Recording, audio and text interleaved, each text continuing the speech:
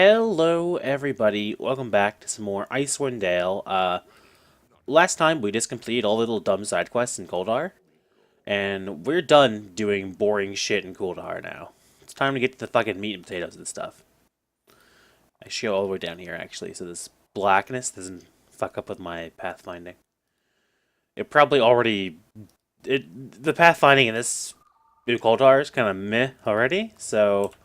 It's nice to fully discover everything and just do it. So I'll just clear up this blackness over here too by just walking into it really quick. Okay.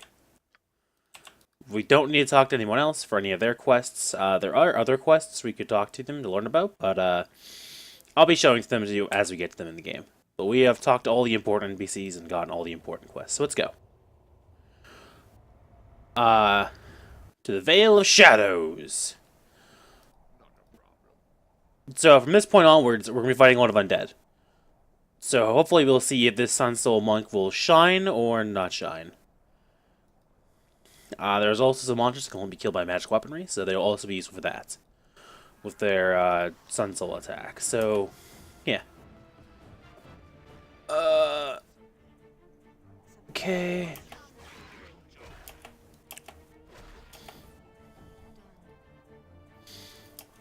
You can't really even get in the melee, so you go ranged. I should really get this person like a dark proficiency next, probably. And I'm just going to do this.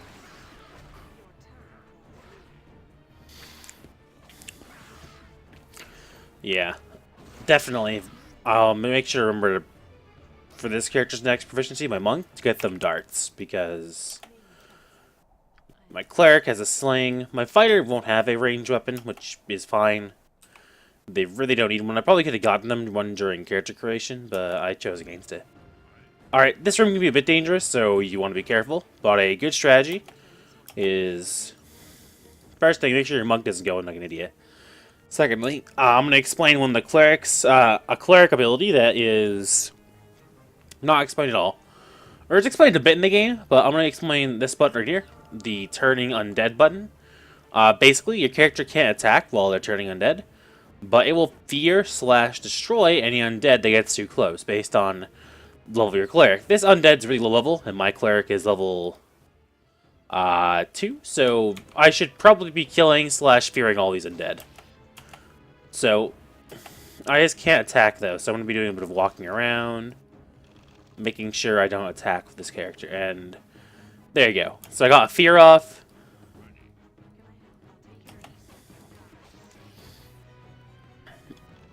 And now, as you can see, most of these undead are scattering. Making this fight a bit more manageable, I'm going to be running around like a retard for a bit with this monk. Just so they don't get killed by this skeleton, because I don't want this character to die. They're not really ready to be frontline fighting yet. With the rest of the fighters, they have enough HP to take a couple hits, so I'm okay with them, like one skeleton hitting them. But I'd rather them not be attacked at all, to be honest. Just because of how low their armor class is compared to everyone else in my party. Though eventually that won't be as much of an issue once I get a couple more levels and a couple more items. Alright, so... Also important to note is you want to start looting these guys now that they're dead, if they're weapons, because some of the weapons will be a bit special, and there's always a chance of a random magical item. The chance for a magical item is like stupidly low, so you should never expect to find one. But the chance of these plus quality weapons, like this high quality mace I just found, are fairly high. And I'm going to give that to my cleric. This is basically a +1 weapon, though it does not count as one when it comes to actually damaging creatures who are resistant to normal weapons. Take all this stuff. Don't take the armor, because it's a waste of your space. Quick save again, because you never know what's going to happen. You have identifying, that's it. And you have sleep, okay. Sleep will be useful in a second. So more undead. This creature up here, it's called a carrion crawler. They are very dangerous. If they hit you, they have a chance of putting the held status on your character, which basically means that character will probably be dead in a couple seconds. So I'm gonna let him get a bit closer before I cast sleep on him. Now, the interesting thing to take a note from me casting Sleep on the Carrion Crawler is that it is the only creature out of that pack that can be affected by it, so all the hit dice of creatures will hit the Carrion Crawler, not be wasted on these skeletons. So now that Sleep, I'm going to aggro these guys by accident. And I'm going to kill it right now, to be honest.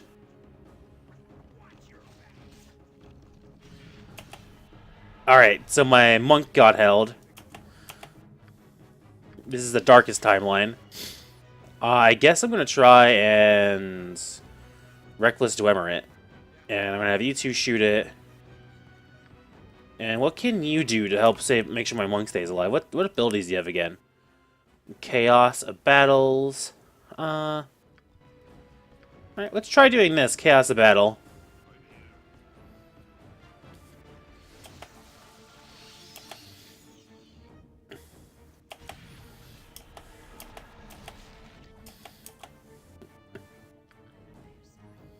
Okay. So my monk might die here, by the by.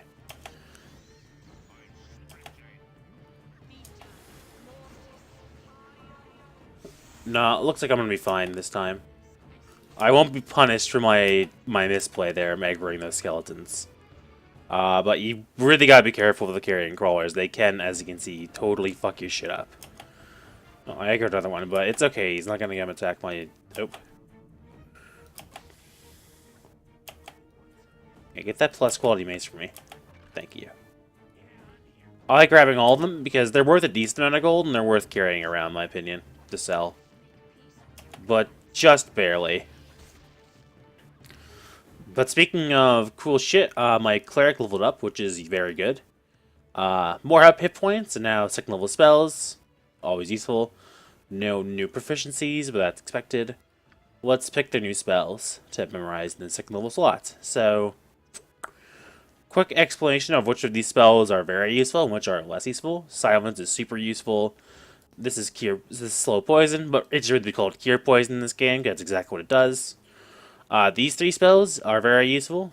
This basically turns your cleric into a fighter to draw upon Holy Might. It increases their dex, strength, and con by 1 for every 3 levels of the caster. So at 3rd level, it increases all these by 2, I believe. This is the heal spell. This is the spell called Chant, which is like super. Basically super bless. And that's a weird effect. I'm reading it right now. Yeah, all the damaging dice are reduced by 1. Which is interesting. However, when you're casting Chant, you can't cast any spells. Hold Person isn't very useful early on. But I'm going to get Spiritual Hammer just for later encounters. My monk is held, but I can still level up.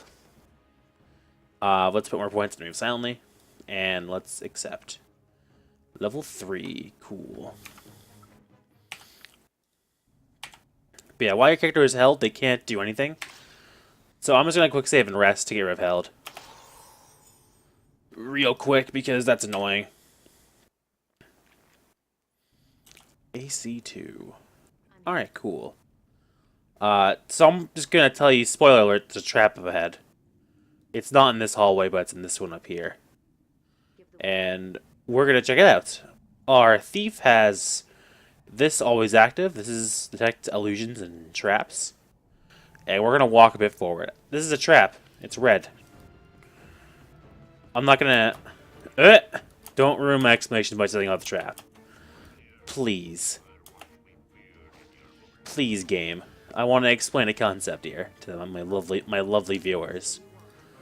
This is a trap. It glows red. Hit F5 or the bandit mask, same thing used for lockpicking, and boom. As you can see, though, you get no experience for disarming traps. So if you don't give a shit and you have high health characters, you can happily just walk onto them and rest spam a lot. I think there might be another one up ahead. And my characters don't exactly have the highest health pool. So I'm going to play it safe and just, peek in with my rogue, send my meaty fighters to take care of the rabble, have them go back, send in the rogue again. It's a bit tedious, but it makes this whole process a whole lot safer. One thing this game does is sometimes your characters won't move when you tell them to, like there. So my thief had to literally push the monk out of the way, like literally, as you saw. It's kind of funny when you see your fucking thief bully around these burly fighters and stuff, and I love it. All right, cool. So I slept after I memorized my spells, right? Yes, okay. I don't need to sleep again then. Save again. Let's leave this first tomb. There's a lot of tombs to explore, and you should go through all of them, because they contain quite a lot of good loot. And you're going to need it if you want to do well. And in fact, exploring every nook and cranny and getting all the loot is both the funnest part in this game for me, because I like killing monsters and exploring around. Though it can be a bit tedious and a bit annoying, depending on where you are. This area isn't bad. It's got a pretty diverse selection of monsters for you to fight, like these yetis and these undead. And these undead do different things, obviously. Okay, that's fine. One damage is an issue. There's no flanking bonuses in this game, by the way. I'm just putting my monk behind the yeti just so I have a very clear notice of when the yeti decides it wants to kill my monk. Because I don't want my monk to get hit by the yeti. Nice. Yetis also give a really good experience in this area, so they're really nice to kill. That's worth a cure light wounds, probably.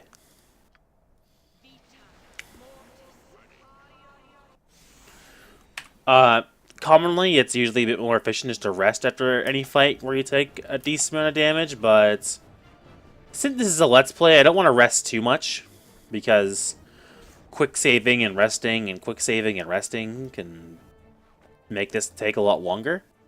And not that I don't want to, take my time playing this game, but I don't think you guys want to see me resting or attempting to rest for a while. This is an assumption I'm going to make. So, people who play D&D or are wondering why normal swords can hit ghosts, the whole reason is a mechanical contrivance so that these lesser shadows aren't unkillable.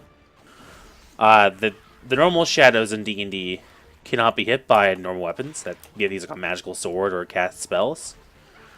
But these ones are, like I said, a mechanical contrivance for the sake of making this area possible and make sense for lower level adventurers to explore. And I think it's interesting that that the developers of this game were so adamant about making sure you could fight shadows at level 2. Instead of just, throwing the first greater, like, normal shadow at you near the end of this open world part, when you have, like, maybe 1 or 2 magic weapons, and making it a bit of a challenging fight. But, it's just interesting. I'm not a game designer, so I like thinking of stuff like that. Of why they didn't just replace the shadows with a different undead creature. Like, I think this guy's a ghast, right? Or is he a ghoul? I can't remember. Yeah, like, this putting more gas in the air, because ghasts are really dangerous, too. In fact, he's so dangerous, I'm going to do this to him.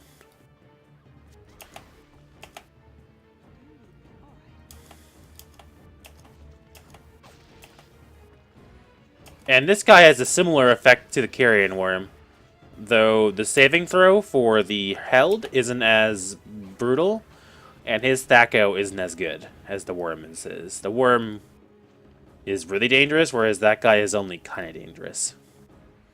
So fun fact about some of these plus club weapons. So you saw the mace was like obviously green. The long swords are just really thin and skinny. It's kind of weird, and they're easier to miss, I find. No one in my party actually uses a longsword, do they? Oh, you do. Here. Although my thief obviously doesn't go into melee, I'm still going to give them a longsword, because sometimes you gotta fight melee with characters you normally wouldn't.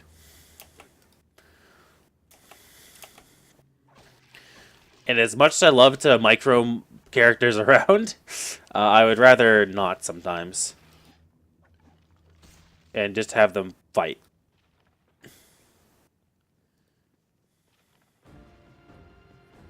You know, I like treating whenever I play, I like treating like the D&D dungeon run of actual player characters, where as a thief you're not going to necessarily run away from the first sign of danger. You're probably gonna sword stuff to death, though. I do have an exception for the monk because the monk is just that terrible of a class in this game. Early game, anyways. Late game, they're really good.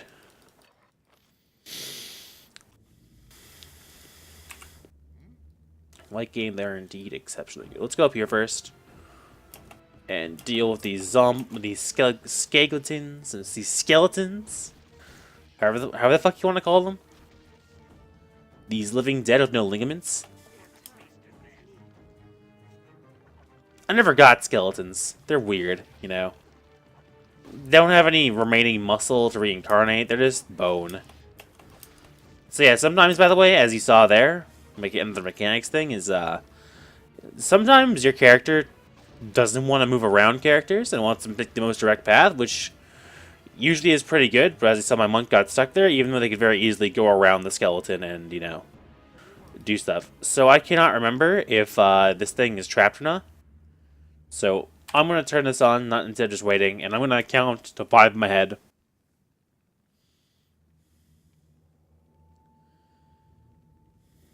Actually, count to 10. If it doesn't show up in a couple of seconds, it's probably not trapped. But sometimes it still is. But, if that happens, you just didn't wait long enough or you're unlucky. I did not get unlucky this time, and that thing is not trapped. I do know this hallway is trapped. Look at me using my insider knowledge to cheat. Video game. Again, aggroing that guy. Sending in my fighters to fight him for him. The rogue. And boom, it's dead. Going back in there. Ow. I stepped in the trap. It sucked. It didn't do very much damage, though. The traps in these areas, for sure, you could probably just step on and not give a shit, but I'm very judicious now. I don't want to get hit by traps. But at that time, I walked onto a trap. Fair and square. Normally, I would probably save scum that, but in this playthrough, I'm not going to save scum me walking onto a trap. Because, that was dumb of me. I shouldn't walk that far forward. I should be more careful as a rogue. I didn't get punished, though, so it's not really an issue. So some of these scrolls are not wizard scrolls, like this one, Remove Fear, and this one, Cure Light Wounds. These are cleric scrolls. Only clerics can use them, and druids. So I'm going to give them to the person that can use them within their quick bar.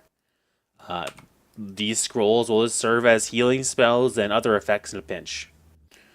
Out of the spells I got, this Identify scroll is actually useless because I already bought an Identify spell earlier on. This spell, however, is not useless. I'm going to be teaching it to my bard, probably. In fact, I'll teach it to him right now. I'm going to save scum for that. Sorry, guys. I'm going to save scum. Oh, I didn't need to. Nope, I didn't need to save scum at all, guys. It's perfect. Let's get the fuck out of this tomb, though. We are done in this tomb.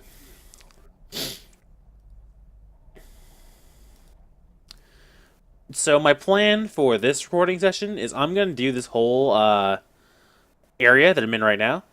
This open world area, because these little mini dungeons are pretty short. And will probably take me like an hour to get through. Maybe? I'm not quite sure. I'll check the time later. To see how long I've been recording. And I might continue going further through this area into the first actual real dungeon that we're coming up on in a bit. But it will probably take me a bit because about 3/4 of the way through this, I'm going to have to go back to town to sell shit because my inventory is going to be full. This game gives you a lot of loot, which is something I really like about over Baldur's Gate, which doesn't really give you that much loot until later. This game gives you loads of loot early on that's worth picking up. So I can appreciate that in the game. Boop. By the way, the Yeti pelts have an ulterior use. I may have talked about it last episode, but I can't remember. But they can be used to make magical leather armor. Well, magical fur armor. If it was leather, it'd actually be... I wouldn't be selling them, but... That can make a cool magical fur armor, which is only really useful if you're planning on going to play this game with a druid, which in Icewind Dale it isn't as bad as in Baldur's Gate, and I don't know, if this series goes over, well, maybe I'll go and attempt to play through Baldur's Gate again. Because I like that game well enough. I've beaten it all the way through once. Well, when I beat the first time, I didn't really do all the dungeons. I just did all the mandatory crap and won the game that way. But I have later on done the remaining dungeons in the game. With the exception of Goldrin's Tower, I couldn't figure that one out by myself. And I don't like looking up walkthroughs for games like that, though. If I did a Let's Play, I'd probably do it, just for the sake of completion's sake. But, yeah. I think this is going fairly well so far. Nice.